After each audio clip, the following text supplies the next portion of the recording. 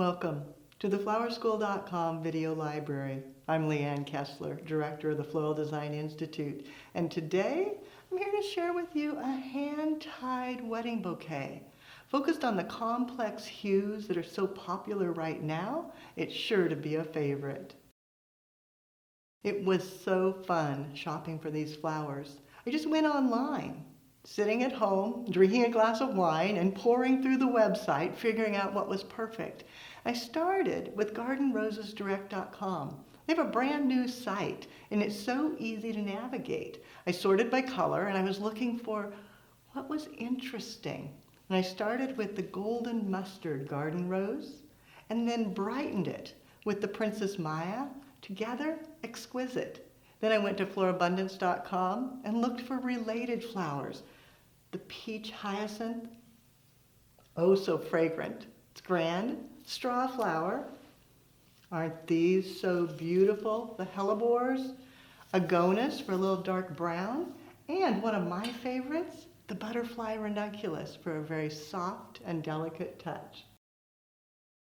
The mechanics, a classic spiral. No armature, no foliage nest, just wonderful flowers. Starting with a cluster in your hand, maybe a golden mustard, a Princess Maya, and one of the hyacinth. Tucking it in so that the fragrance will just be right in the bouquet. Once you have it in your hand, the trick is that everything goes in the same direction. It's very easy. It's also very hard. It takes some practice, but key is you always place it with the head facing out and the stem towards my body, and then I turn it spiraling, bringing in another stem, facing out towards my body, and turn.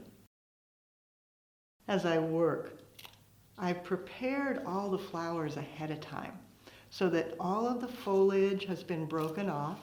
It's just the stem and the bloom, which makes it easier. If you had to stop and strip leaves, it would be more complicated. Then you just keep turning.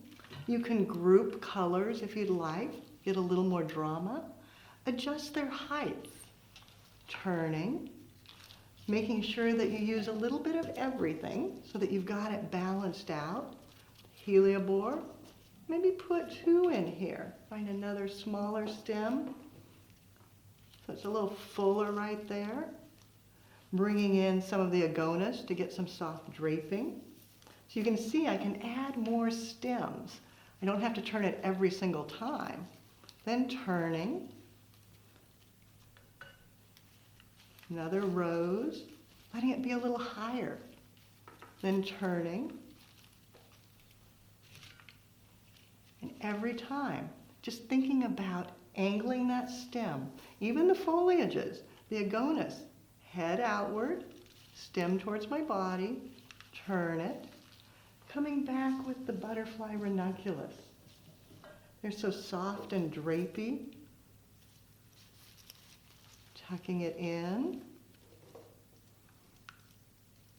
and letting it come outward and then turning again. If it slides down too low, just reach in, give it a tug, and you can pull it up a little higher.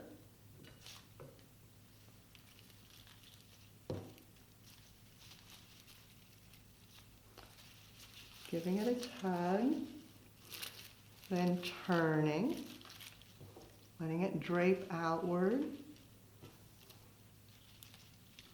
And as you work, think about your balance, think about your color, and adjust the stems to get exactly what you desire.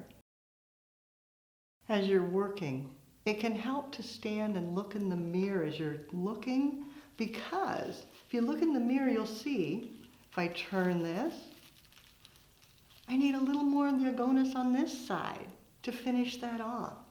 So tucking that in and thinking about where I might want another of the straw flower. And then turning. A bit more of the heliobore.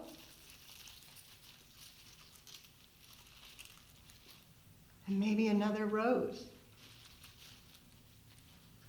And of course, another butterfly ranunculus. There's always room for just a little bit more. But you want to think about where you're placing things. Turn it in your hand to get the heads going right where you want them to be.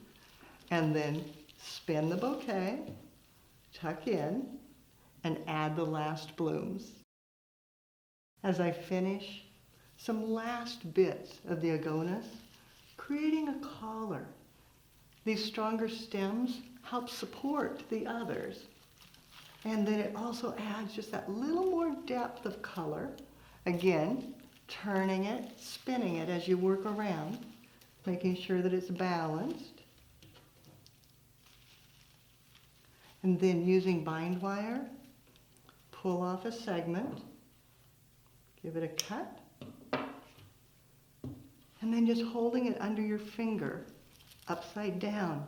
Wrap snugly 2 to 3 times around, and then secure it so that everything stays in place.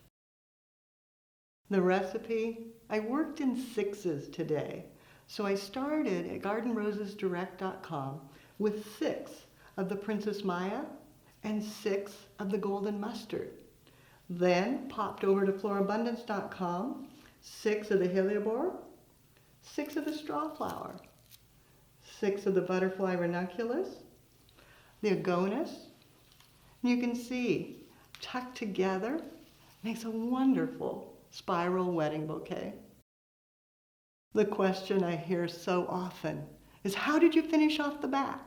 So I did go ahead and finish it so you could see. I took twine and wrapped, almost like a ribbon, but giving it that very rustic look. And then all the stems, clean and tidy, spiraling around. The mechanics are always so important. You'll find more information, inspiration, and education on the website at flowerschool.com. If you have questions, you can reach us there or pick up the telephone and give us a call at 503-223-8089. Now it's your turn. What are you going to create using fabulous flowers? Be sure to take a picture, post it on social media, and hashtag Floral Design Institute. That way we all can see what you do as you do something you love.